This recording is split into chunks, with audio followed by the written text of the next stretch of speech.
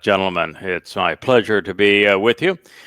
This is the family hour of the YAHOWAH blog. I'm your host, Craig Winn. We have Kevin up top, Kirk right below him, and this time we have audio. Everybody can hear one another, so it's delightful to be here. Unfortunately, gentlemen, as we're going to continue with the Qatsyr harvest. That's the volume here. And that's not the unfortunate part, because I think this is actually a pretty good read. One of my favorites, maybe my favorite of all the Yada Yahowah series of books at this point. But when we go into this book, we find that because it covers Shabbat, and we're about the business of clearing away the trash so that God's people have a chance to see the truth that was buried underneath it. We have a responsibility to expose the lies in the Christian New Testament pursuant to Pentecost, because Christians completely ignore Passover, unleavened bread, and or unyeasted bread, and firstborn children. I don't think they even know what they represent or what they are. But they're right there. They decided that the birth of their church is going to be Pentecost because, well, they needed something that was predicted, and so they decided to take. They predicted something. Yeah, so they said, all right, well, maybe all of these things were predicted, but we can't figure out the Passover thing. We have no idea, because if our Jesus fulfilled Passover, then he fulfilled the Torah, and then there's no purpose for us in the Christian New Testament. So we really can't talk about Passover. Let's don't go there. We're committed to nothing happened on Saturday, so we can't celebrate matzah. In fact, if we admitted what matzah really is, which is the removal of the fungus of yeast in politics, we are really screwed, blue, and tattooed, because, well, we're all about religion and politics. So we can't celebrate that one. And firstborn children sounds way too covenanty, much like the covenant to us. So we'll pass on that one too. But we'll grab a hold of Shabbat. But of course, Shabbat means 7 Shabbat, and they don't much like the Shabbat. So it's kind of odd for them to pick that one. And it's, we look up here at the menorah, you'll see that it's the middle candle of the 7. So why would you pick the one in the middle and ignore the first 3 and the last 3? Well, it's hard to know, but that is what they did. And then, and the brilliance of Luke and Peter, they decided to steal from the prophets, particularly Joel, and made this big deal that, well, what was happening here was explained and was the fulfillment of the prophetic testimony of the prophet Joel. And we covered that in previous programs. And what we found is that, well, the prophet Joel was profound, but he's actually speaking of what's going to happen in the last 15 days of year 6,000 Yah. So they were only off by, a scant 2,000 years. Mm-hmm. And of course, it speaks of the last days, which makes Peter and Luke false prophets. But I'm not sure religious faith cares any about that. But we're not doing it for Christians. We're doing it to clear the muck away so that God's people might know the truth that was buried underneath it. Mm-hmm. Ms. Lee, I think you told me this is part 28. Is that correct? Yes, part 28 now of the Shabbat harvest Coming Home AVoice series. So we're going to jump right back into the Christian New Testament, Book of Acts 2:21. This is right after they finish embarrassing themselves by citing the prophet Yoel, misquote him, and speak of things, of course, that didn't even happen in 33 CE. There was no connection between anything that they claimed happened in 33 CE and what Yoel had to say. And what he had to say was of the last days and will transpire 8.5 years from now. But all that aside, they're not done incriminating themselves. So this is a continuation of Pentecost.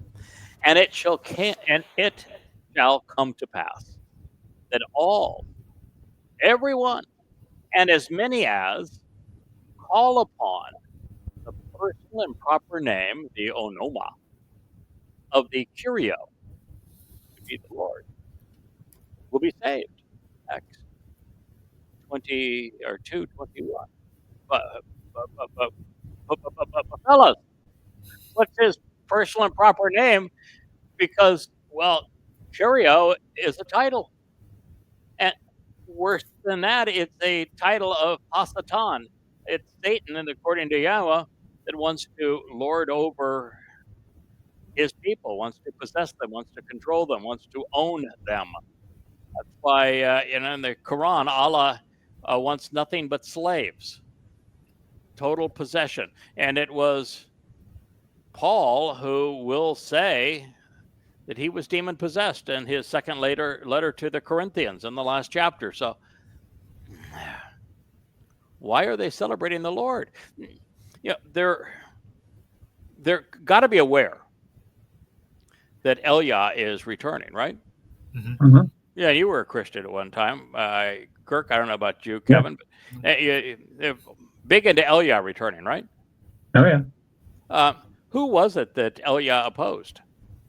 Well, he always against politics and religion. The king. Yes. And what was the name of the god that he opposed? Oh, it's always Shira or Baal. Baal. I'm sorry. Yeah. Baal. Baal and Asherah. Baal is the Lord. That's what Baal means. So you got Elia, and his claim to fame was he excoriated the prophets of the Lord.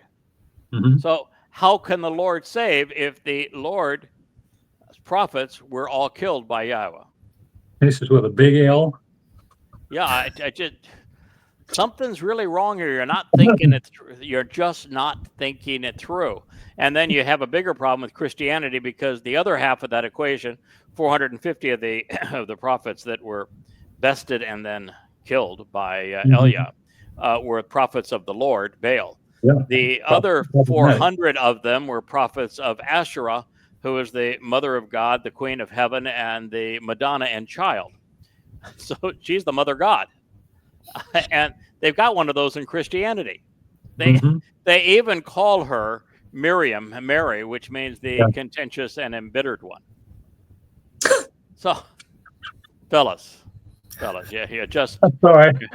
You're just not playing with the full deck here. This is not good. Okay, it goes on. Yisraelite men. Now, by the way, Yisraelite would really not be a good term at this point. You know why? If he was really on his game, he would not have used the term Yisraelite. Only the Yehudim were left? Mm-hmm. They were all taken into slavery years ago. Yeah, right. The 10 tribes of Israel were enslaved and lost from the point of view, at least at this time. No one even knew where they were. We do now, but we didn't then. So he could have said Yehudim, but there's a problem with him saying Yehudim. What's the problem with him addressing them correctly as Yahudim? Yah's name's in it, for one. Yeah, there you go. You would be acknowledging that the God's name is Yahweh, because Yahud means beloved of Yah. And it's actually a compound of Yahweh and Dod, so you'd be 0 for 2. Just said Yahud. So they just decided they would use Yisraelite men. Now, I guess women were meaningless here, because he speaks of andros here. But I guess the only woman that matters is the Mary, mother of God. The rest of them don't. So Yisraelite men, listen to these words. Don't listen to the Torah. Don't listen to the prophets. Listen to these words. Be the words that Peter was saying. Ayusu, which is a strange name. Where do they come up with Ayusu, you wonder? I mean, there's no Hebrew name that's anywhere close to Ayusu. And sometimes they write it Ayusus and sometimes Ayusun. Soon, yes. Because of the Greek grammar rules.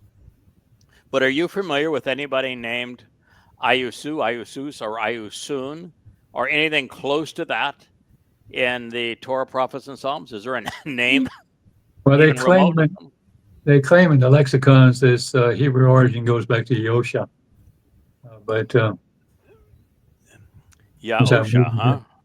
That's what it says. Well, I don't know how that came about, but that's okay. So what they're claiming is that it's the same name as Yahusha ben Nun, but it's Ayusu. That's not Yosha. I mean, the Greek language it's a phonetic alphabet. They can't transliterate. And if it was Yahusha ben Nun, which would be Moshe's successor, then why would you pick the name of the successor of Moshe when you're annulling the Torah? That's problematic as well. And then the only other place that there is a Yahusha mentioned, and it would be in the prophets, it's in Zechariah, and Yahweh is acknowledging that he's filthy. I mean, he's just totally unqualified. So now you're 0 for 2. So it can't be Moshe's successor. And by the way, Moshe's successor, his primary job was to be a warrior, really. They were now going into the promised land, and you had all of these hostile people there. And so he was a fighter. Was Christian Ayusu a fighter? No, absolutely not. So he cannot be described by Yosha ben Nun. He can't be the successor to Moshe and the Torah by Yosha ben Nun. No. So how do they claim that even though phonetically Ayusu doesn't correlate with Yosha, how can they identify him with that? And why would they call Yosha in their New Testament, this one, Ayusu, Jesus, and the other one, Joshua, if it's supposed to be the same name? You see, you're using logic, and you're not supposed to do that. Oh, I'm sorry. Yeah, I was really just trying to figure it out. So the bottom line is the closest name actually sounding to Esau, Iesou, would be Esau. Yeah, not a good one either. Well, that'd be a bad choice too, because he was the one person God said I hate. In the womb, I hated him. Right. So where they came up with this name it's just beyond thoughtful. I mean, it's awesomely stupid. So for you to say, listen, before we knew that Dode fulfilled Pesach, Matzah, and Bakodim, then you could have gone so far as to say, perhaps there was someone that Yahweh somehow used to fulfill Pesach, Matzah, and Bakodim, and he had a name for them. We just don't know what that name is now. So we have a placeholder. Yeah. Right. So now that we know that Dode fulfilled Pesach, Matzah, and Bakodim, there is no room for an Ayusu or a Jesus. Correct. Because it'd be nothing but a counterfeit of what Dode actually did. So not only can we say that there was no person who was by any name who would have been here in 33 CE doing those things. Oh, by the way, the Christian New Testament can't even tell you the date. I can, because I've gone back to Gabriel Dode, when, as God's most courageous and compassionate man, he told Daniel exactly the time that he was going to return to fulfill Passover and Matzah, and then Bakodim. But they don't know it, and it's not written anywhere in the Christian New Testament. They can't even give you any idea. And so there is no person named Ayusu that lived in the first century. And there certainly is no Jesus. There wasn't even a Jesus until the 17th century. 1800. Yeah. And that's really bad. So we've got a name here that makes absolutely no sense. It's not tied to anything. It's not Hebrew, and it's doesn't equate to anything that's ever been discussed in the Torah and prophets. And then they go one step further. They call him the Nazarene. problem. No Nazareth. What that means is that this section was actually written by Eusebius, who was the propagandist for Constantine in the 4th century. Right. Because at the time of the time Pesach was fulfilled by Dode in the 1st century CE, there was no Nazareth. It didn't exist. And you can do the research on it. The fact is that there was a town in that location. Previously, it had not. It had been abandoned between 2 and 3 centuries earlier in the 3rd century BCE. And when it existed in the 3rd century BCE, it wasn't called Nazareth.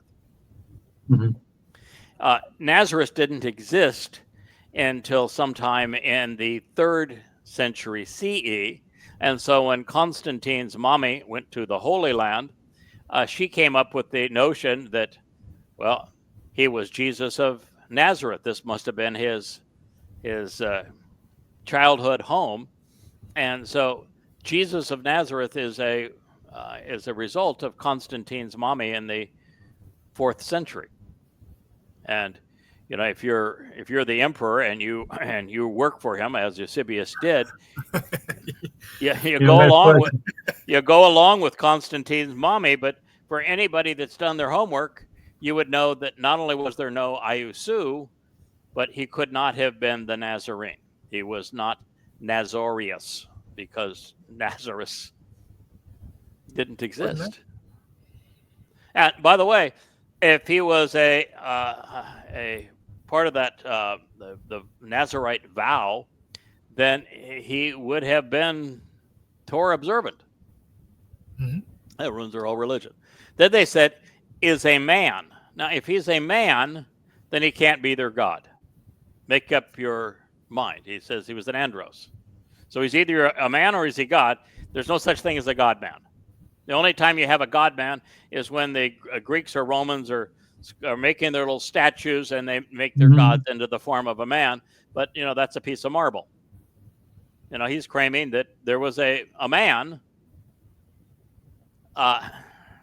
that was a God man who publicly demonstrated to you that he is from Theos. Well, if you're going to say that he was dispatched by God, why not use God's name? If you're in the know, if you're going to tell these Israelites about their God man, don't you think you would be able to identify the name of the God? Yeah, all of them had a name. Yeah. Yahweh had a name. Why are they incapable of using it? I mean, it's one of the things that Yahweh says is necessary if what you're saying comes from him is that you use his name. They didn't. Yeah. That he is from Theos. Okay. How did he come from Theos? They said that he was born here on earth. How could he have come from Theos?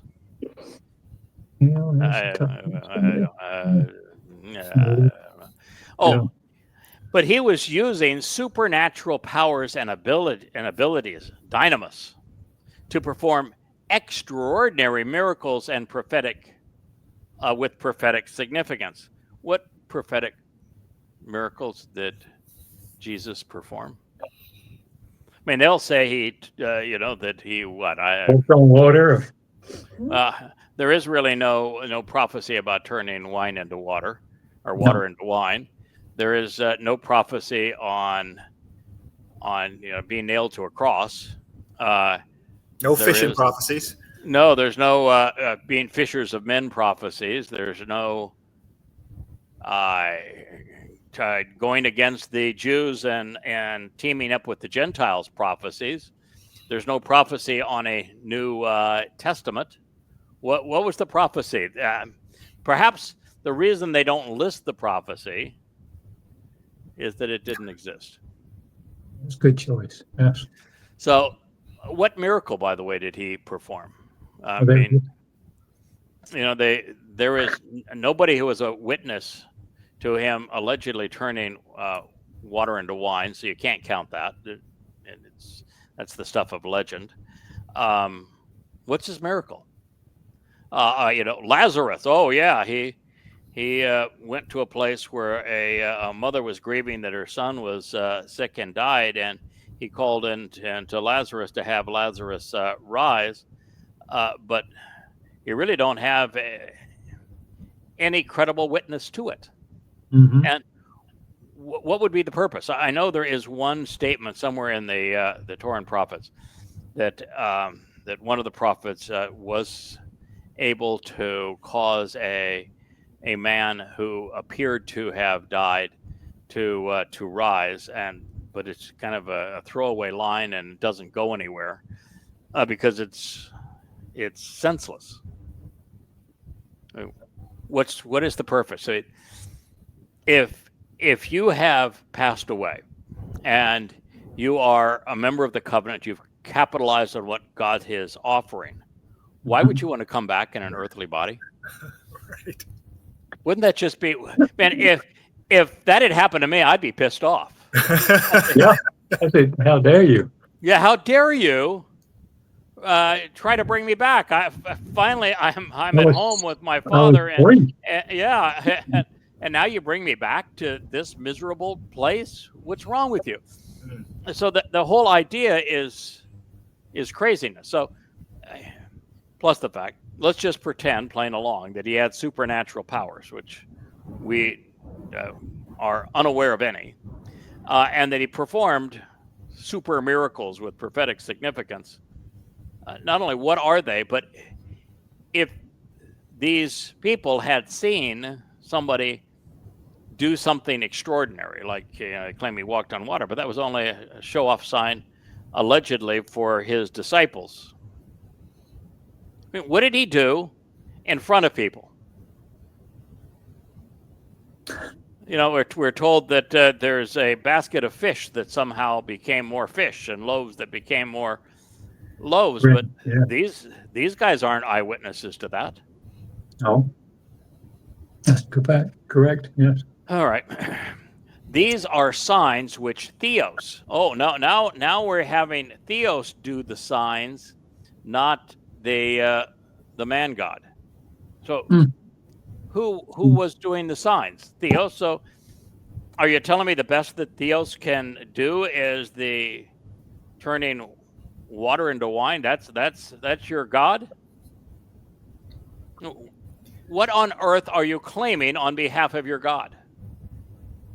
Good point. I know what the real God claimed. The real God claimed that his son and our Messiah, Dode, would open the door to life on Passover, and that he would take our guilt and carry it into Sheol on Matzah, so that we could be perfected, and then on Bekurim, that he would return to his father as the firstborn, to allow us as firstborn children to be part of the covenant.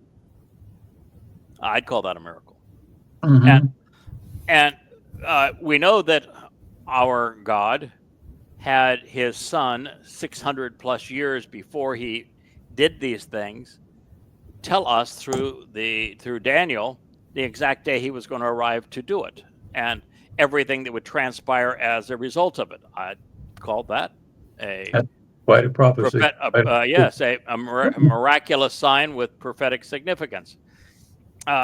When Yahweh performed on behalf of Abraham and Yishak on Mount Moriah, and said, "Okay, fellas, you've confirmed the covenant, and you're here with your beloved son, your only son, but I'm going to provide the lamb."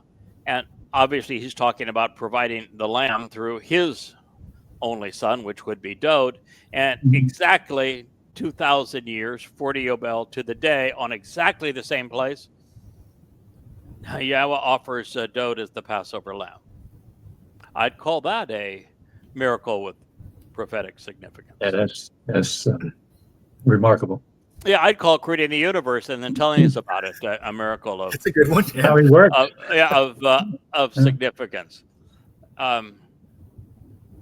I'd say that the way that he revealed himself to the children of Israel, and then managed to work with an 80-year-old shepherd to best the most powerful military and economic and religious influence on earth with the 10 signs to free his children from religious and political oppression. I'd call that a pretty good miracle. How do you tell a guy, this old guy called Noah, how to build a boat that can withstand a 500-foot tsunami? Yeah, correct. That's unbelievable. Correct. But, and hold all of these animals and hold everybody safe for that period of time, or even convince the guy to build a boat. Work along, yeah. I'm gonna build what? Yeah. Then he tells us that it's going to be from a deep upwelling of seawater, knowing that it wouldn't be until the last 20 years that we could actually figure that out and find the Berkel impact crater and know that tsunami that you speak of actually occurred and raced up through the Tigris and Euphrates rivers all the way up into the Dead Sea, which we also know at that time was fresh water, and turned it to salt water, raised the water level by 500 feet at that moment, and then washed out the Bosphorus Strait.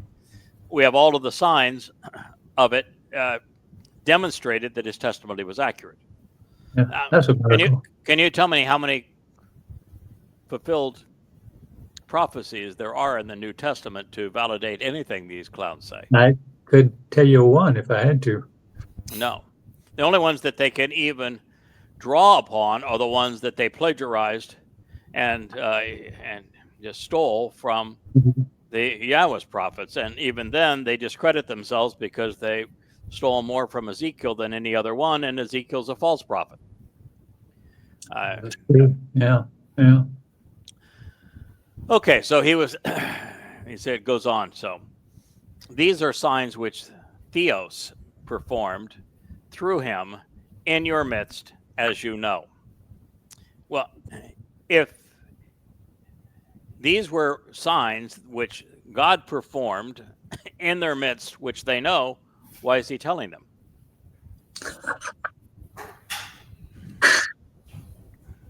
What's the argument? What's the point? Okay, well, first of all, as we review this, the Lord is Satan, Yahweh is God. As a result of his son's fulfillment of matzah, Yahweh does not need to save anyone. The children of the covenant are perfected when our religious and political guilt is removed and taken into Sheol during unyeasted bread by Dode. Having left it there, it is nowhere to be seen, rendering God's children innocent. However, to benefit, one needs to know that Yahweh is God and that that's his name and that the Lord is the adversary. We must accept the conditions of the covenant, none of which were mentioned here. We must attend the Moed Mikre and understand what they represent, none of which was even permissible in Christianity. And then for good measure, we should be appreciative of what the Son of God and Messiah has done, all of which Christianity has stolen and perverted. That is all to say, Peter, Paul, Luke, and company collectively were the plague of death. Yeah. Of course, there was no person named Ayusu, much less Jesus, in the 1st century CE. There are no prophecies regarding the arrival of a Ayusu Jesus, but there are hundreds of prophecies about the arrival of Dode, who had foretold himself that he would arrive in midst of matzah and 33 CE, year 4000 Yah, to fulfill Passover, unyeasted bread, and firstborn children. He had come and gone by this point, leaving a void which Christians filled with replacement foolology. So, as we are aware now, there was no town of Nazareth. It didn't exist in the 1st century.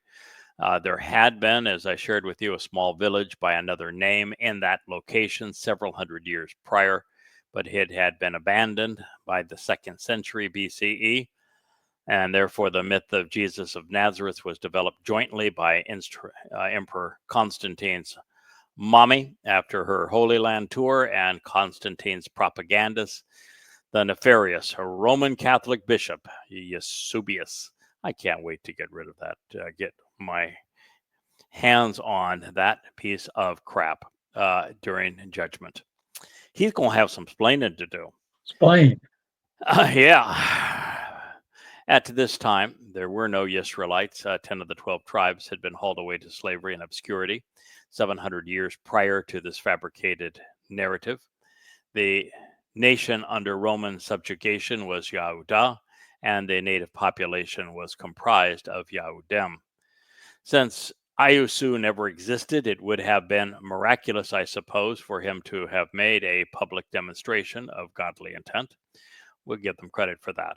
And as we have become aware, when someone claims to be using supernatural powers to perform miracles, they are showing off in the league with Satan, and they are not serving Yahweh. Yahweh does not show off. Further, if the imaginary Israelites knew it, then there would have been no reason for them to mock the fabled proceedings or for this demeaning and deranged reminder. This is all eerily reminiscent of the Quran, which obnoxiously claims that those opposing Muhammad actually knew that the devil's perverted and terrorizing advocate was Allah's messenger. You really know it. You're just yanking my chain. That's exactly what's being said here. You really know that he's that guy, but you're denying it anyway. Why would they do that if they knew it? They knew that he wasn't, which is why there's this argument. Moreover, why ask people to listen if all Peter intended to do was lie to them?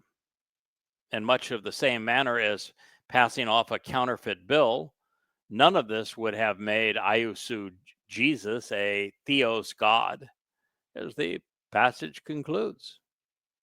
It's not the purpose of the Passover lamb, by the way, to show off, and not in God's nature to dazzle us with signs and wonders. His preference is to impress us with his words, of which these buffoons have nothing credibly retained or shared.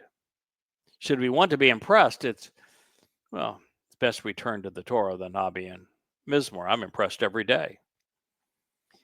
In fact, I'm continuing to pull together statements that pertain to our times and what we're doing, and you just look at things and with fresh eyes, and you see how much more depth there was to what Yah was sharing. It's like we were talking about Yoel when the prophet, when he said there would be fire and blood, and now we know why the fire and blood is there, and why the sun is darkened at that one moment, and then why the moon is turned to a bloody red color. We know all those things now in association with Towrah, but it's just so much more depth that is there than we originally recognized. So it is true that the Yehudim and Yahudah during the 80th Yobel year of 4000 Yah, 33 CE, failed to recognize Dod as the Son of God, fulfilling Passover. It cannot be said that they knew that Ayusu Jesus of Nazareth was the one who performed feats of daring do. If you missed the actual fulfillment, it's for darn sure you didn't know about the fake fulfillment. Goes on. This is Acts 2:23. He was appointed to the prearranged and prophetic plan and purpose of Theos. Oh, okay then. Boys, prove it. Please. Can you find a single prophecy that was prearranged and prophetic of the plan of God that addresses an Ayusu Christu, a Jesus Christ, any of this? The formation of a New Testament, the creation of a church, a new religion called Christianity, a religion of any kind.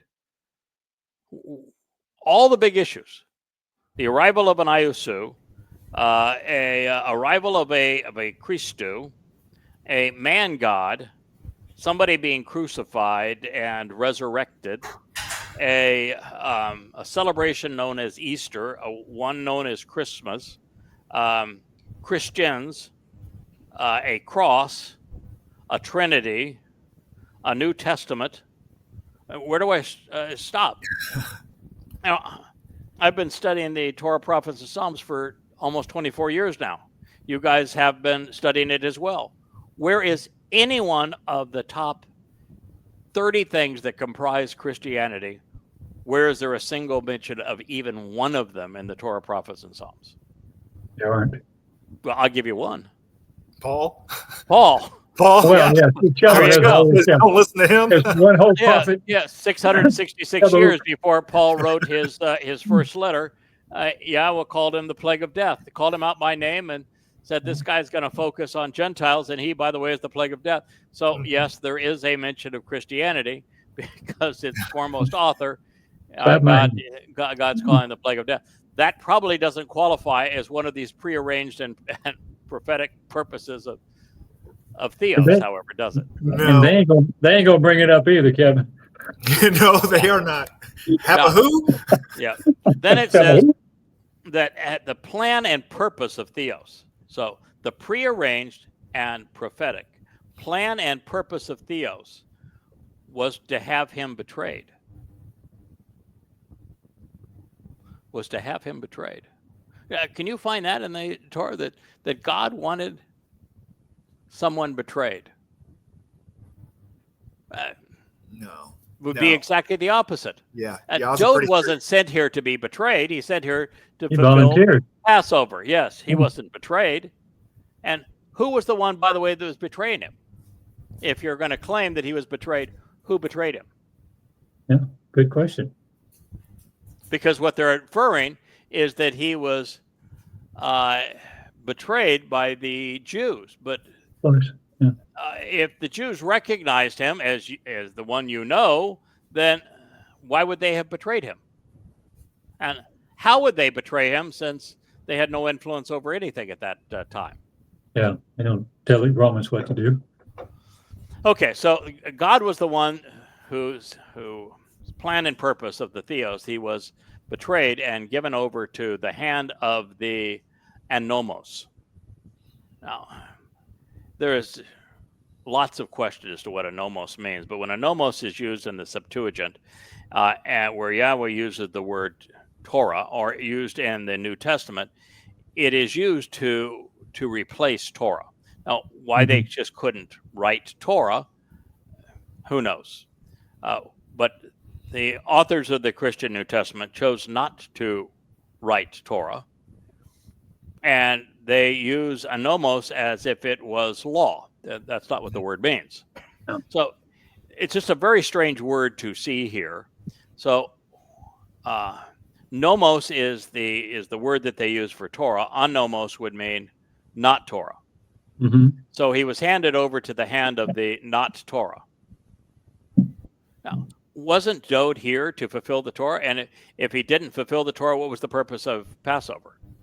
Yeah. Just a ghoulish event if it's not tied into the Torah. And if they're going to claim that their guy, Ayusu, that his big plan was that he was going to be handed over to the not Torah, then what the hell was he here for?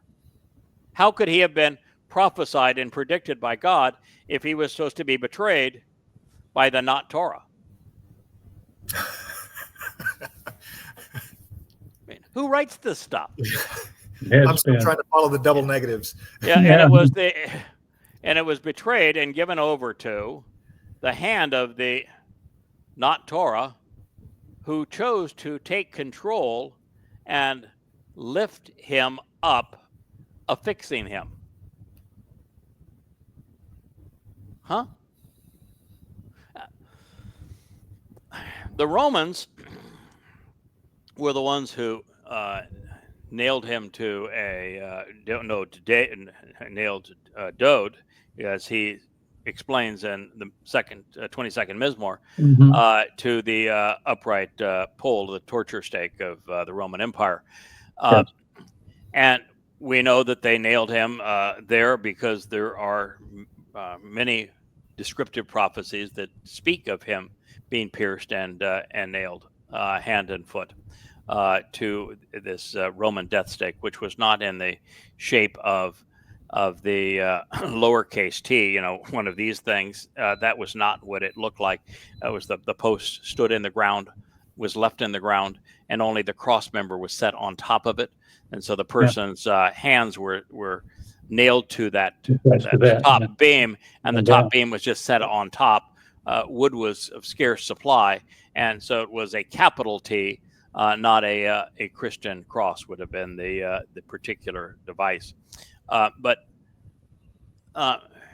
how could the Romans knew nothing of the Torah, so you can't call them the animos, the anti-Torah. They knew nothing of it. So you could say betrayed and handed over to the hand of the Romans. They can clearly say Roman in Greek. Mhm. So you say that he was handed over to the Romans, who took control of him and lifted him up, affixing him. Okay, but why would that be the plan of Theos? And why are you even saying it here, since you're used your substitute for Torah? Very poorly written, and who knows what they were trying to say, but it's not even close. There was no prearranged prophetic testimony pertaining to an Ayusu or a Jesus, not a word. Ayusu, Jesus, is not part of Yahweh's plan or purpose for anything. Jesus is nothing more than a Christian counterfeit, a worthless fable, a mythical misnomer. If that really upsets you and you're a Christian, then go read Twistianity and prove me wrong. Good luck with that. Because to prove me wrong, you have to prove God wrong. And if you prove God wrong, then you are wrong. So every prophecy pertaining to what transpired 7 weeks prior to Shabbat, when they were celebrating their Pentecost in year 4000 Yah, 33 CE, was written about one man, David. And yet they don't mention him. Oh, they will. He's going to be dead and buried. As we have discussed, the co-conspirators who conceived the Christian myth were keen on delegitimizing and demonizing Jews because, well, without doing so, there was no reason for their God to abandon them and replace Jews with Goyim Gentiles. So the whole myth of Christianity is nothing but a replacement. I was reading something that Huckabee said. He's the new ambassador to Israel, and he says, we have to respect Jews as Christians because our religion was based upon Judaism. No. Judaism didn't even exist at the time. No. Judaism was created by Rabbi Akiva and then codified by Maimonides. Judaism didn't even exist at the time. And God does not have any affinity for Judaism. As a matter of fact, most of his prophetic text denounces his people for being religious. So no. And all Christianity, and I wrote back, is that all Christianity is a complete counterfeit and ripoff. It stole all of God's promises to Israel, Yehudah, and to David, and gave them without any authorization to this myth of Ayusu Christu and Goyim and their church. But there's no mention of any one of the things they gave it to in the Torah, prophets, and Psalms. So it's just a very crude act of thievery is the basis of Christianity. So why did it sell so well? Yeah. I think that initially, because the fact that God had done something really spectacular at this time with Dode, and the Jews didn't recognize it, and Paul came up with this really clever counterfeit for it, and that it had appeal because it was a new sort of religion where the religious didn't have to do anything. believe and you're saved. Just call upon the name of the Lord and you're saved. So it's salvation for dunderheads. You don't need to know anything.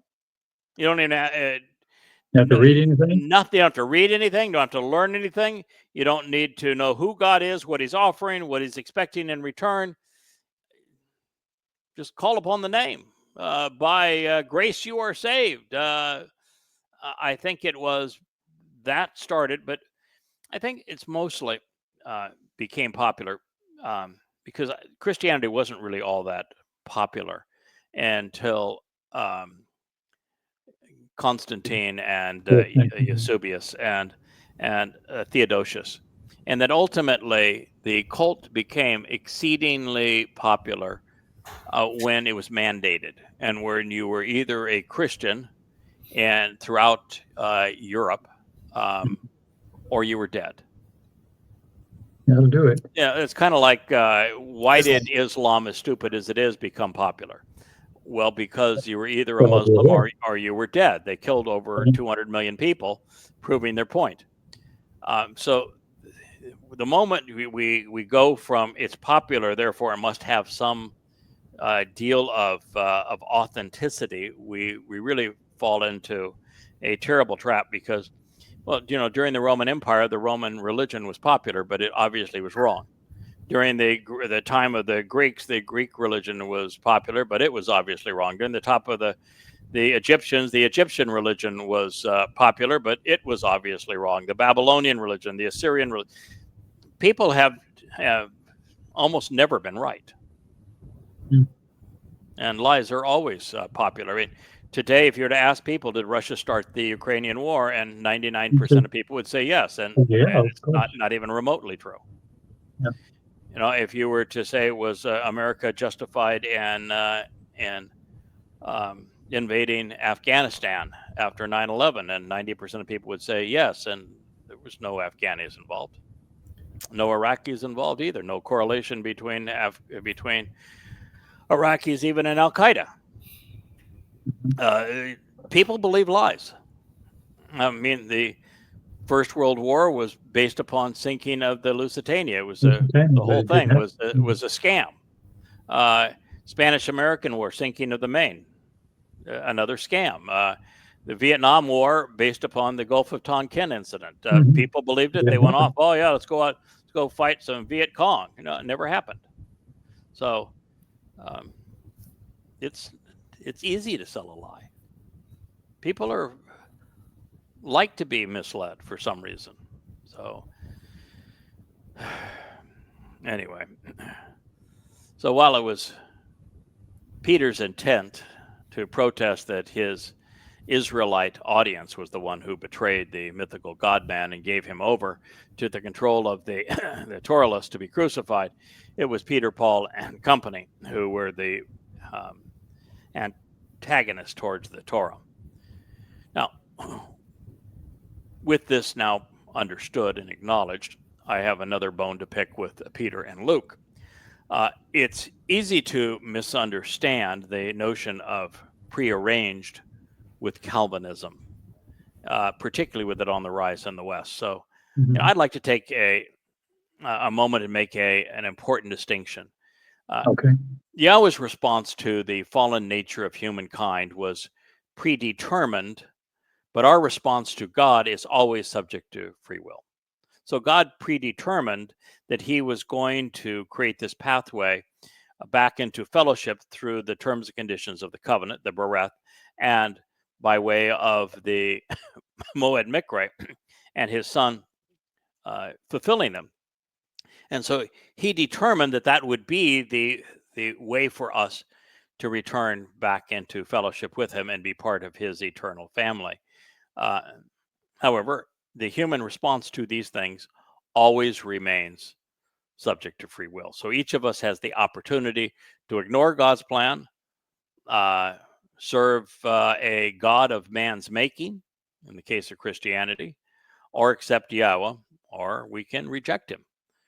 Within prophecy, there are certain things that Yahweh has prearranged. The fulfillment of the Mikre through Dod's examples, for example.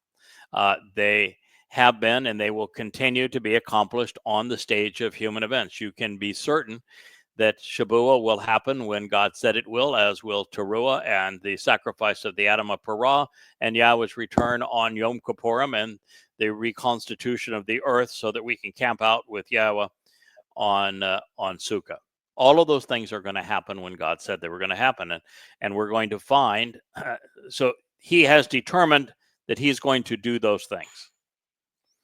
They don't predestine, however, all of the human events around them. So God's going to complete his Torah teaching in the proper order on the predetermined day, regardless of mankind's Reaction. response. But all other prophecies simply report what humans will do with the continued exercise of free will. In such cases, Yahweh has witnessed our future because he is akin to light, where time exists, where you can experience the past, present, and future simultaneously or in any order that you wish to. And Yahweh has witnessed our future in our past and reported what will occur before it does. But he is not predetermining what's going to happen. He's just simply reporting what he has witnessed in our future. That's why I tell people that, when they say that we shouldn't be so concerned about World War III and how the United States and Europe are leading the world to the precipice of nuclear war, or how progressives and Muslims are fanning the flames of genocide against Jews. Say, no, it's all going to happen just as the prophets predicted. And the carnage from those things will either be mitigated or expanded based upon whether or not we do a good job of trying to warn people. So we have the opportunity, and I think responsibility, to try to minimize the negative aspects of these terrible mistakes that humans are making, and try to protect as many people as we can. In fact, the very fact that there's going to be a family reunion on Yom Kippurim and such a magnificent spectacle on Towrah requires that we do this work now. And that's why, we've written the books on Twistianity. It's why we've written the books against Islam, is to try to protect God's people so that there is a remnant left for these things. So God is reporting our future in our past, and he does so that when it occurs, then we have the ability to validate that God exists and he inspired these texts. And when these things consistently occur as he attested, and we are provided proof that he put them in writing, and we have written copies that predate the fulfillment, sometimes by thousands of years, then we have absolute evidence that what we're reading was inspired by a being that was not constrained by time, because he's not predicting the future, he's reporting future history. Therefore, while Yahweh was certain that Yehudim would return to Yisrael in the last days as a result of the Holocaust, he had no hand in the horrific events of the Holocaust. Individual men and women made poor decisions, squandering the gift of free will, and the consequence has been devastating. Such will continue to be the case between now and 2033. The concluding statement now is as essential to the Christian New Testament's claim that the Christian Gentiles have replaced Jews because, well, they claim that Jews betrayed God, but it's errant in every respect.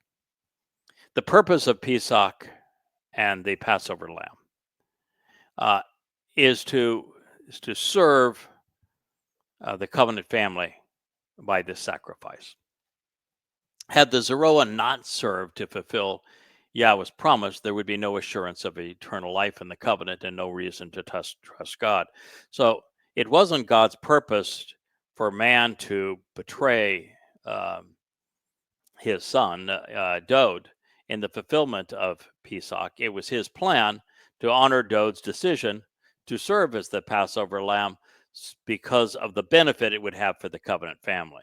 So this was not a betrayal, but No, it's a instead gift. a celebration Yeah. of love and of life.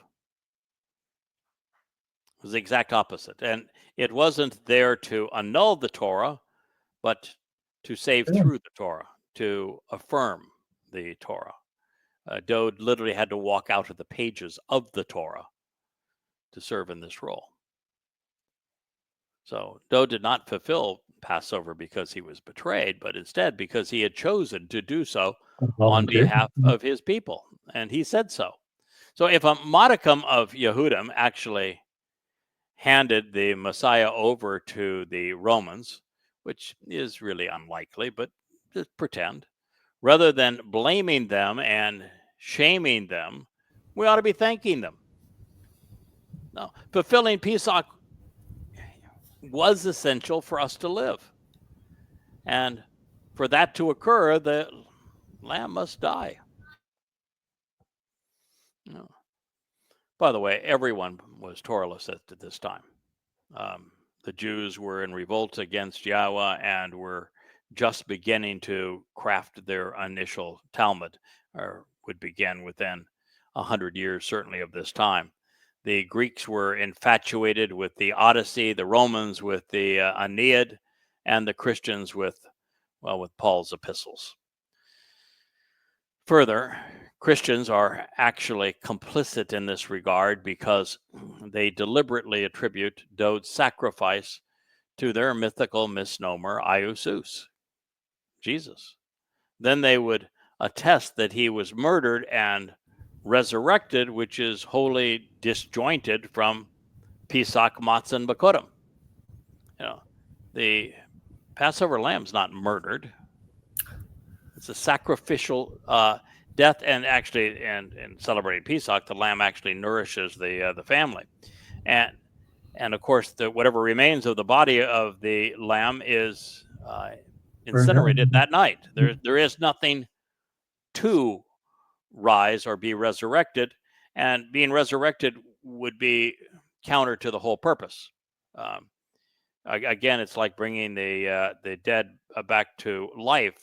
If Dode was required to come back to earth after fulfilling Passover and have that body discarded and successfully had his soul carry our guilt into Sheol, and then rather than going to back to Shamaim to live with God in the seventh dimension, but was brought back to earth, he'd be mad as hell. Yeah. I mean, I did what I said I was going to do. Our deal was, I'm the firstborn of the covenant. I have affirmed the covenant, and now I get to live with my father. I don't want to go back and live with these bozos down here. Good call. Yeah. I mean, it's just insane. Now, while pregumai was almost always translated as crucified, this Greek word simply means to affix or to fasten. That's why I translated it as such. I bring this to your attention because the Roman cross and its piercing nails were actually irrelevant. They're meaningful only in the sense that David, when he talked about his ordeal in the 22nd Mizmor, and then when Yahowah affirms the piercing of the nails in Zechariah 12, that this affixing is just a way of validating the detail that is proved accurate in the prophecy. So it has value from that point of view, but in terms of of something significant regarding the fulfillment of Passover, it's meaningless. So the Roman cross and its piercing nails were just simply irrelevant, and yet Christianity has made a religion out of the inanimate object. Really, it's an idol, and it's a gruesome idol. On top of that, I mean, who in the world would worship God by parading around with a dead God on a stick? Disgusting. It's just disgusting. it's like, and part of this is like crediting a knife that takes the lamb's life for the Yatzah Exodus rather than Pesach and matzah. So we're going to credit the knife now, and we're going to make a religion out of the knife that was used to prepare the lamb for the meal. Let's forget about the lamb. Let's go to the knife. Yes. Why don't we worship the fire that the lamb was cooked over? Right. I mean, stupid is as stupid does, I guess. They needed an object of worship, so that's what they came up with. We're going to come up with a cross. The fulfillment of Passover is about the who, the where, the why, the when, and the how, even the what. But, I mean, no. They're crazy. As an interesting aside, it is worth noting that the preponderance of the Catholic scriptures and paintings depict gospel Jesus in one of two ways. I've always thought this was interesting, but if you look at the pictures that the Roman Catholic Church has of their man God, he is pictured in one of two ways. He is either a helpless infant attached to Mommy God, the Queen of Heaven, Mother of God's arms or breast, or he's helplessly affixed to a torture stick, the cross. I've always thought that it was more of a showing we killed God. We're walking around with God on, see what we did to God as the Roman Church, and don't mess with us. I always thought it was a flex, you know? It almost is. It's like the Roman legions and their Aquila, as they would walk around with that captive, the eagle that could normally soar, but not with them. It's affixed to their pole, right?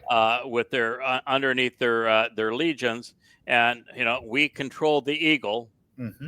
We kill you too, and the Roman Catholic Church, we killed God. Yeah. And we tortured him to death, and the Romans did, and the Romans, Imperial Rome, that tortured him to death, became the Roman Catholic Church. We tortured God to death. We'll get you too. That's what the Inquisition's all about, unless you submit to us. Yeah. Seems a lot like the Quran, doesn't it? Yeah. So I think that's a bright statement is that, they're using it.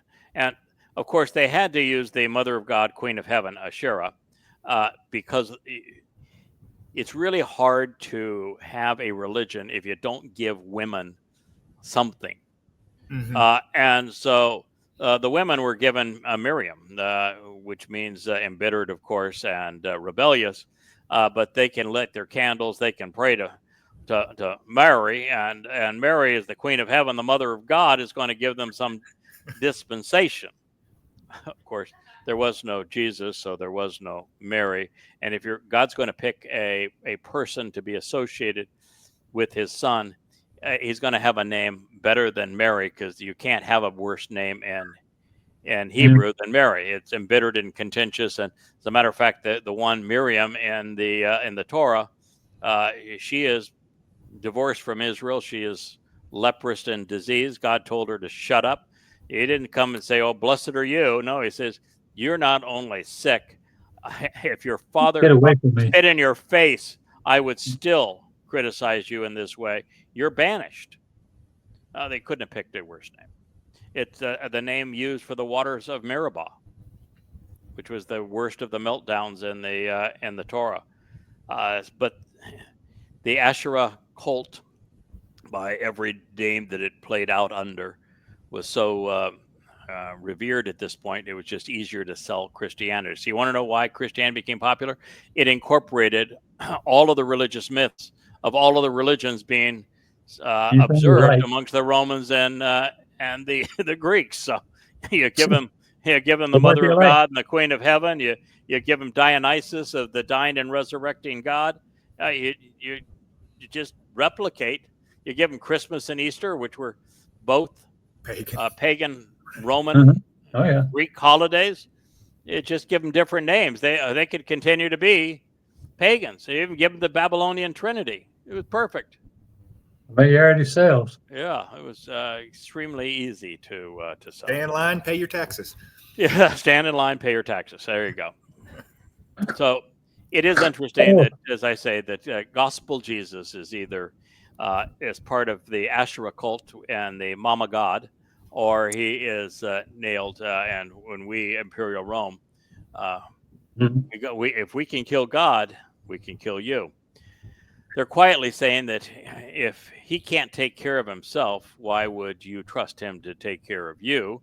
And that leads to trust us instead of with your soul, which is why they claim to have the keys to heaven. And worse, whatever they decide to do on earth will be done in heaven, and whatever they decide not to do on earth cannot be done in heaven. And yeah, they just it's not just that this myth of Jesus replaced the truth about Dowd. It's not just that Israel was replaced by the church and Jews were replaced by Gentiles.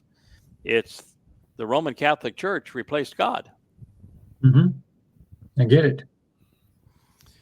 Theos restored him to life. And now, can God die? No, sir.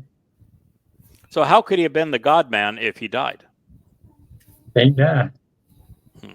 And if he was a God-man and he died, how did God, who was now dead, restore him to life? Well, wouldn't have to, would he? No. And why would he bring him back to earth if God is in heaven in the seventh dimension? Tough questions. God restored him to life. Is there any place in the discussion of Passover where the Passover lamb comes back to life? No, sir. No. Not on my table. So what in the hell are they talking about here? I don't know. How can they be celebrating Shabbat as Pentecost if they've got the Passover lamb not dead? Well, it was dead, but not dead. Very Releasing confusing. and dismissing him from the suffering and pain of death. You know, that's the thing that is so astute about God's plan with Pesach, Matzah, and Bekurim. Once you understand it, then you get the whole concept here, which is that the only thing that died on Pesach was a bashar body, a corporal body.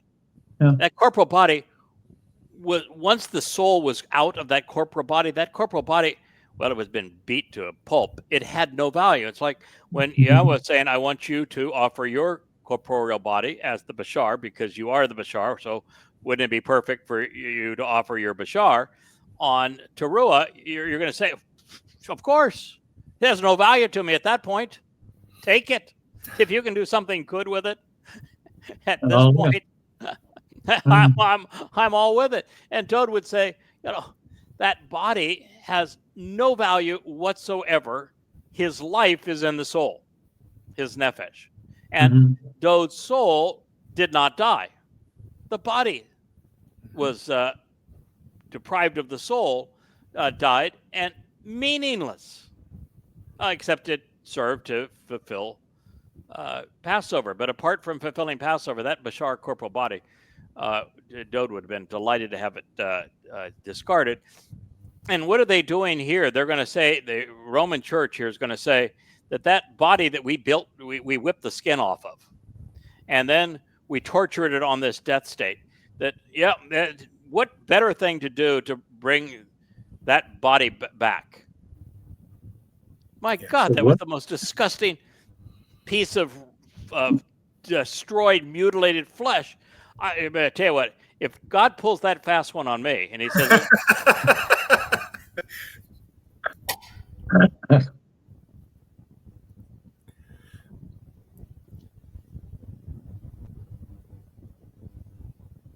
Something happened.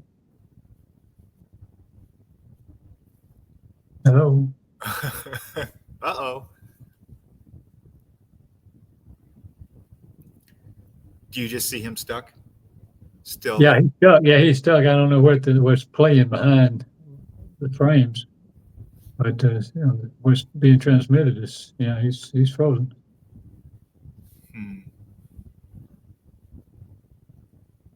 I could draw his picture. Right.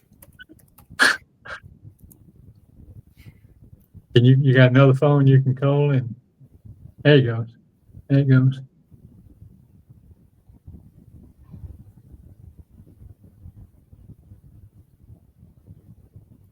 Oh, is he off? Okay.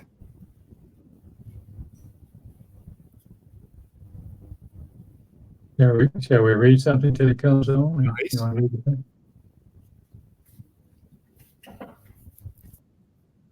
Go for it. Yeah. Well, I've got, let me see where we are at 23.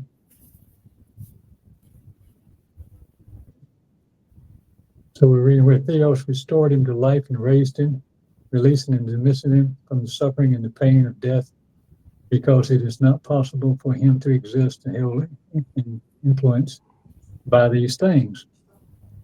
And then the commentary. Well, that is the strangest thing in the world. So we went total blank screen. You froze. We went blank screen, and it came back. Yeah. It's a miracle. It's a miracle. It's a miracle. Well, you were saying if God pulls that with me. Well, that timing is marvelous. Okay. It's a miracle. Okay. Well, so that was good. Well, that's pretty impressive, huh? I came back to life, guys. Yeah. I was dead, and after the pain and suffering of death, because it was not possible for him to exist and held and influenced by these things, I came back to life. Yeah, but are you happy? Yeah, well, happy. No, because I'm back in the same body. Right. I've been in this body way too long.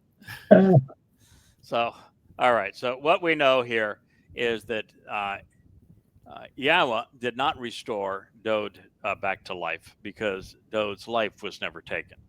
The body was sacrificed. It's a Bashar body. The Nefesh soul was not. The soul carried our guilt into Sheol and then was released from Sheol. And that's why it's really important for us to understand that shield that Dode speaks of, that protected him and his soul in Sheol, and then he was released. I had somebody write me and said, if the black hole of Sheol is inescapable, well, then how did Dode get out? I'm going to go on a limb here, folks. Okay.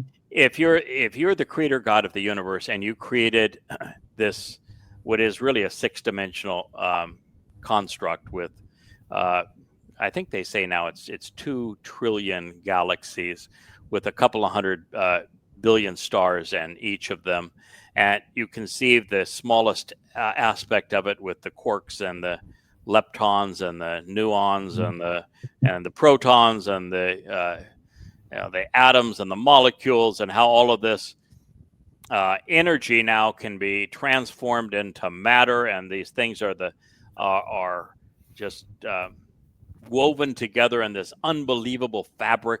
And then you conceived a 3-dimensional language called DNA to conceive life, that you probably have the ability to suspend the nature of a black hole long enough to retrieve your son.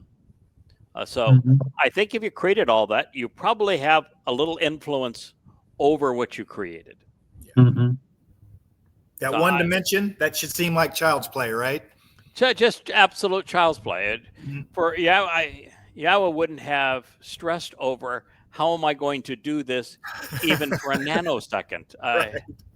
Now, do I expect that Yahowah's going to say, okay, kid, let me explain to you how I protected Dode in Sheol. And you're sort of right on calling it a black hole, because it's a 1-dimensional construct where time is eternal, but all other dimensions are constrained, and there's no light. So that's kind of an interesting analogy here. but I didn't really say that. This is your extrapolation, pretty smart extrapolation, but it's not exactly that. And my guess is that your level of mathematics and your overall concept of physics and this a failure to understand the combination of Einstein's theory of relativity as it struggles with other theories in physics and string theory and the like. It's probably beyond you. I'm just going to guess that it's probably beyond you if I were to explain the physics of the whole thing as to how I managed to pull that one off. But if you're curious, one day we'll have the chat. We'll talk about we'll talk about it. And I'm probably not even going to be curious. I'm glad it happened. If he wants to disclose it, we'll have the chat about it. But no, not my first question, right? Not my first question, and somewhere along the way, you've got to say, all right, he created this whole thing.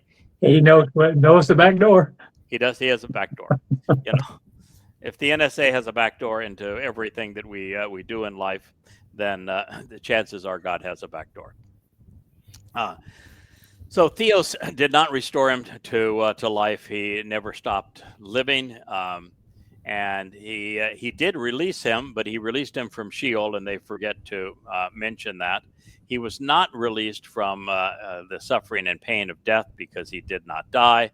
And it says it was not possible for him to exist held and influenced by these things. Actually, it was possible because he was held and influenced by these things. And our understandings is infinitely superior to the authors of the Christian New Testament. And since they've created a religion, it's embarrassing that we know an infinite degree more about what actually happened than they do. So anyway, the Passover lamb was not revived, because that would defeat the purpose. Moreover, Dode's soul did not die nearly not 3,000 years ago or 2,000 years ago. That is the whole concept of eternal life. If those that, just take it from the point of view of Doug. Yahweh said, "You're my chosen one. You are my beloved son. You are the anointed Messiah. You're the returning king." So is there any chance under those circumstances that Dode could have died? I mean, the soul, no. No, Dode's soul could never have died for Dode to be all of those things. You think that God's going to say, this is the guy, this is my exemplar and my son, and oh, by the way, I'm going to kill him. I love him. Yeah. I'm going to kill him? I'm going to kill him. No. Yeah. No. I'm going to kill him. I'm going to bury him. Okay, it was fun, but it wasn't that much fun, so what the heck? No. So Dode's Nefesh has never been destroyed. It has never been extinguished. And if you want absolute proof, just hang around to 2033 and you'll see it. Me, Dode, yeah. Yes. At the time, Dode's soul was not released from the pain and suffering he endured because it was graphically conveyed in the 22nd Mizmor. So Dode knew exactly what he was going to endure. Before his Bashar was removed from the Roman implement of torture, it succumbed to the injuries they had inflicted, and in so doing, Dode fulfilled the role of the Passover lamb. It was Sheol, hell, which was incapable of holding Dode's soul, not Odin, pain and suffering, or Thanatos, death. This distinction is essential, and yet it was misrepresented by the alleged disciple. Oddly, and apparently losing track of what he was actually discussing. They were supposed to be discussing Pentecost, I think.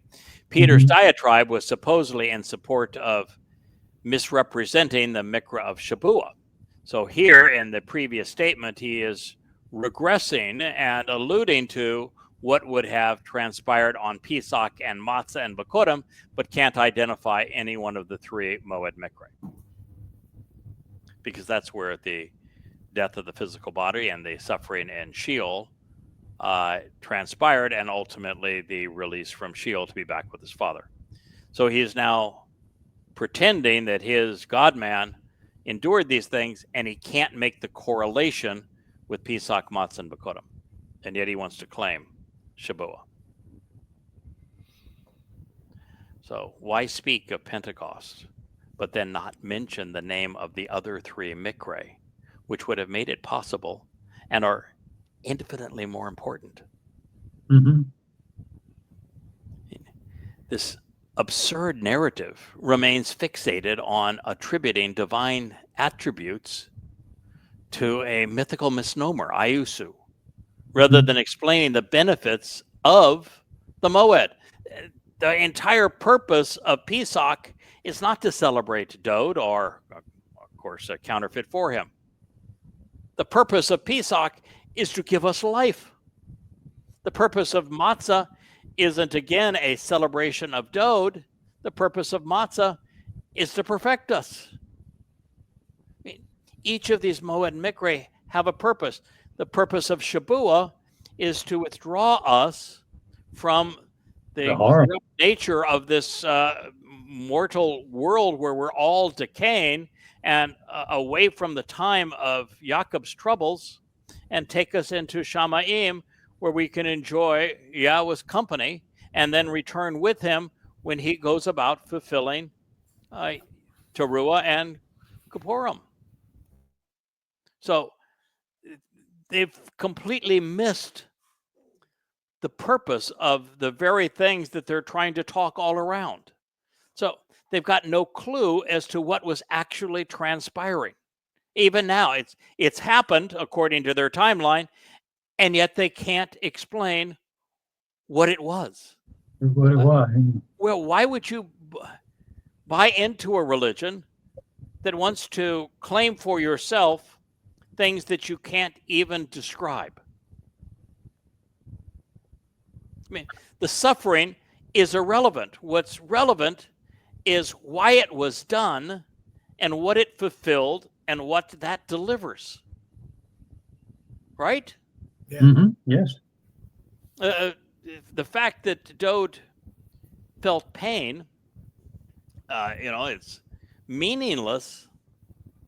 The thing that's meaningful is that his sacrifice was to fulfill Passover, that opens the doorway to life, so that we as members of the covenant family can live forever. Yeah, the suffering wasn't a necessary part at all. No. In Pesach, even, yeah. No. If you look at the way that Yahweh tells us to prepare the lamb, the less suffering, the better. Yes. Not brutalized. Yes.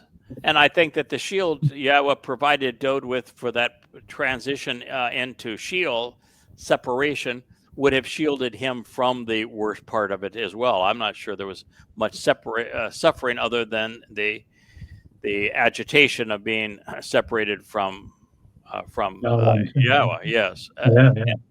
And I'm sure it was no fun. I mean, it must have been a miserable experience, but to be in total darkness and deprived of everything for that period of time would have been difficult. So anyway, Christianity just can't figure it out that either the Torah was being fulfilled by the fulfillment of Pesach, Matzah, and Bikurim, and therefore it's the purpose and the benefits of Pesach, Matzah, and Bikurim that matter, or there's no reason to talk about the Gula spectacle. The Gula spectacle doesn't have any value for anybody. There's no reference to a cross helping anybody in the Torah and prophets. There's no reference to pain and suffering helping anybody in the Torah and prophets.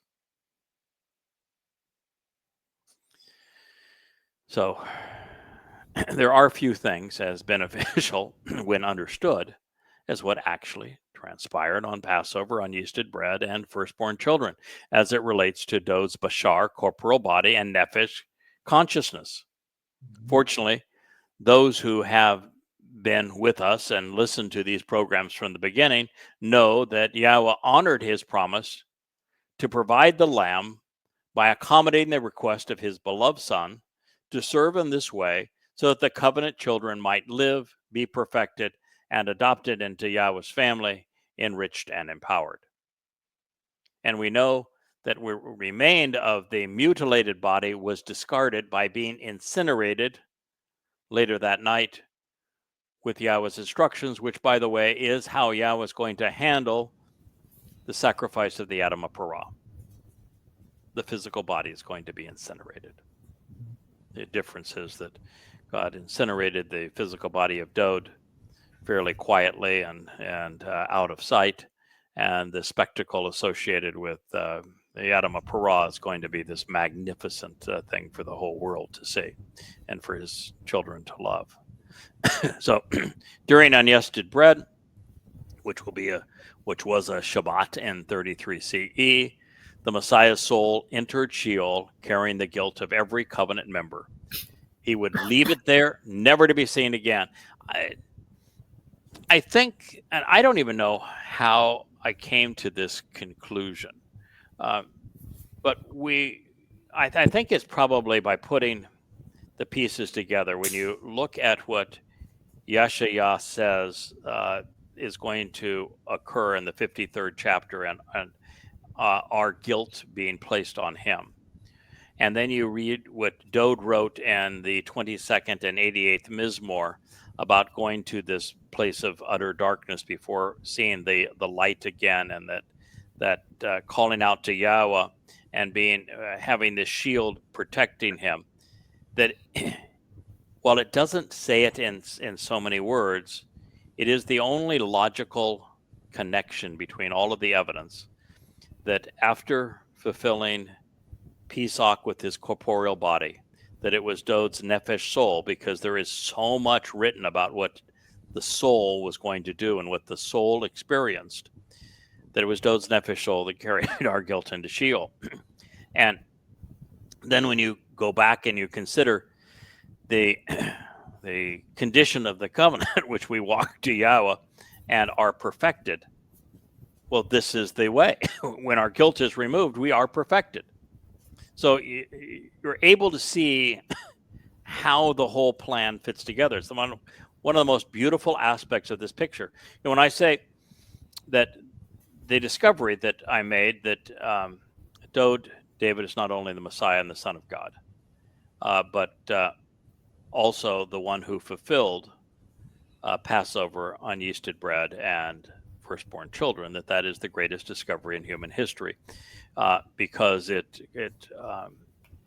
not only negates the world's most popular religion, but it reveals that there is actually a means that God provided for his people, that he's predicted through prophecy, spoke about, and then came up with a plan that is consistent with everything else he has said, that gives us the fulfillment of the covenant's promises through the integration of the Moed Mikre.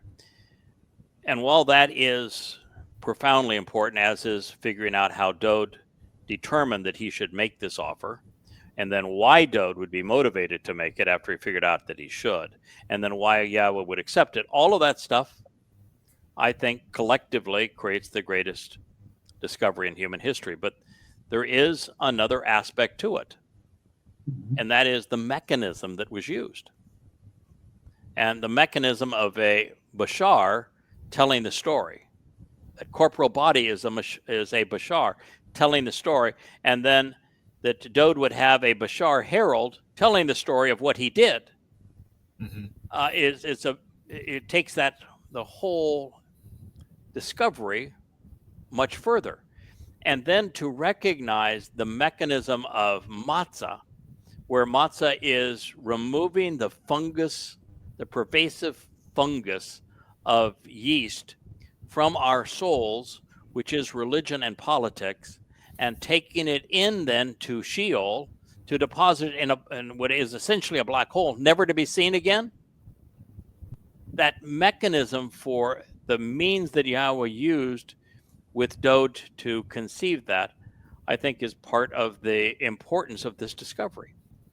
So it's so many things that are involved in it, and then understanding how this enables the benefit of the covenant through the Moed Mikre, and how it sets the timeline for not only the fulfillment of that event in 33 CE, but sets up the obvious time for the fulfillment of the final 4 Moed Mikre. So there's a lot to this. This is an exceedingly profound, interwoven discovery with layer upon layer of truth that prior to this time were unheralded. No one had ever perceived them. So when we talk about all of this, there is no one who's ever figured out, shared any aspect of this. Yeah. And there's hundreds and hundreds of aspects of this, all of which are profoundly important. And for God to make it possible for us to know these things at this time, 8.5 years before his return, and just 14 months before the Shabuah harvest, with all of the credibility that comes from having written these books and then having the means to be able to convey this, here we are, the three of us talking to God's people, trying to alert them to, you don't have much time left and you need to come to accept Yahweh's name, the offer that his son has made, and let's explain it to you. Let me tell you what actually happens so that you're in a position to capitalize on it. There's so much to this. And, it leads directly to what Shabuah represents. That Dode made it possible for us to be part of this harvest, and what Towrah represents, and how Dode's herald becomes another Bashar, and how that fills in and explains all the things that are going to happen going forward. In fact, I was reading the presentation of the Choder, and boy, when you really get back to it, the thing that I had missed is, if you read Yeshayah 10, which precedes the presentation of the Choder, because there's no chapter markings in Yeshayah, it's just one long stream of consciousness and presentation. And so when you set, the Choder doesn't come out of the blue. It's part of a train of thought that begins in the 10th chapter. And what it says is that the Choder is actually the rod of divine punishment. Wow. He's here to give the religious hell. Every bit as much as he is to give the covenant family life. Both of those things weave through it. And then as you develop, and when it explains what each of the 7 spirits provide, and then it goes to the way that he will learn and then share, it comes out to a descriptive part that I've never been able to understand before, but it talks about the parah. And I've never seen it before. There it is. Talks about the Adam of parah is there, and you have the wolf trying to bear its fangs again, and the wolf is coming after the lamb.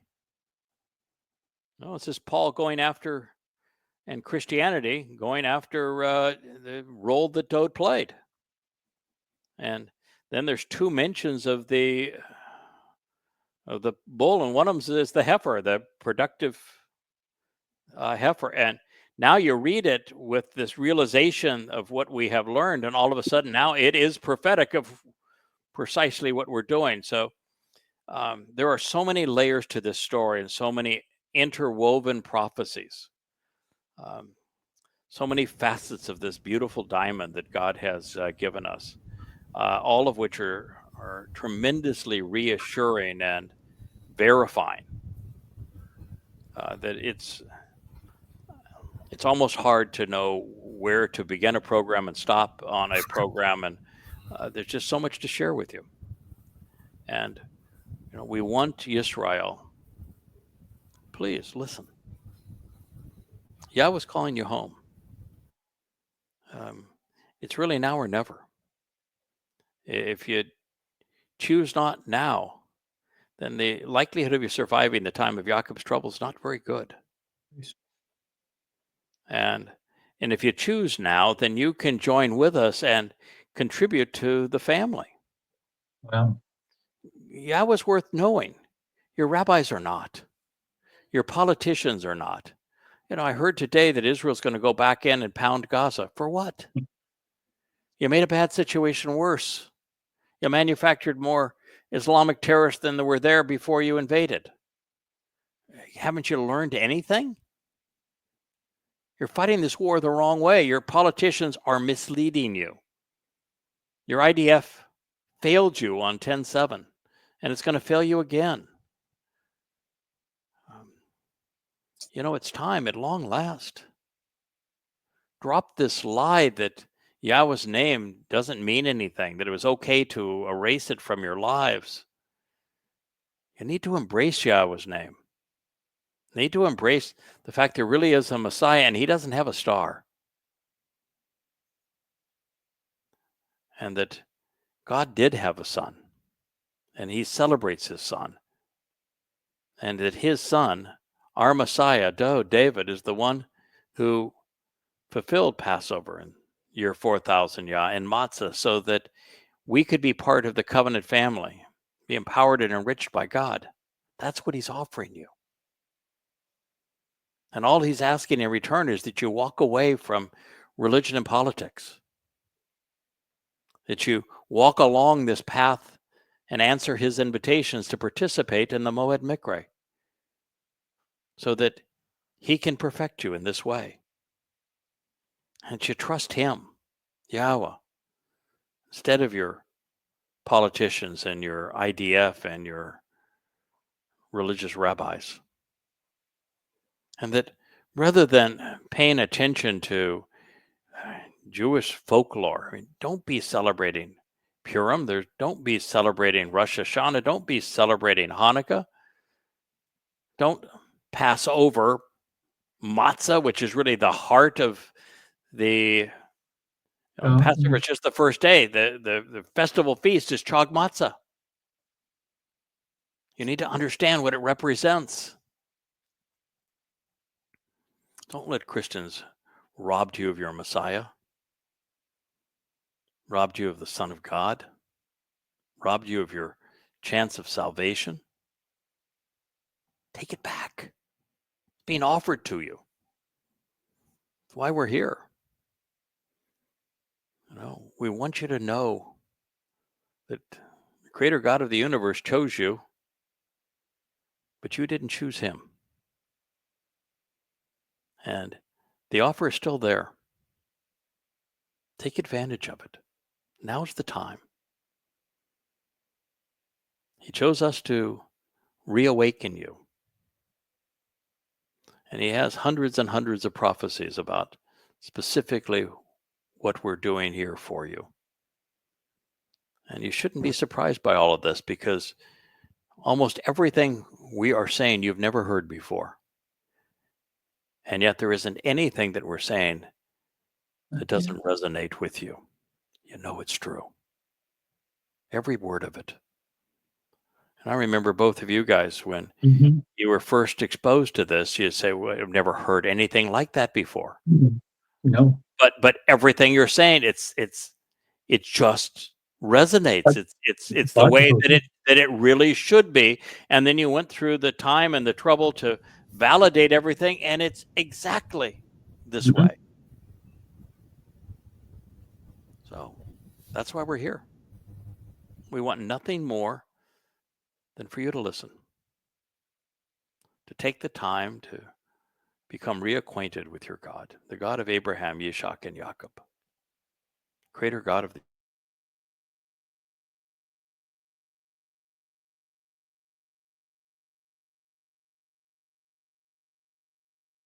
again. But we thank you for listening. This has been Family Hour of the YAHOWAH blog, and we appreciate you inviting us into your home.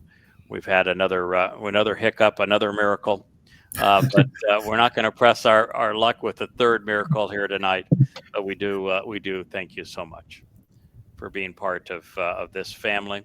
If you are part of the covenant, and for those of you who are listening, perhaps for the first time, or trying to decide if you're going to invite Yahowah to be part of your lives, thank you. Have a wonderful Shabbat.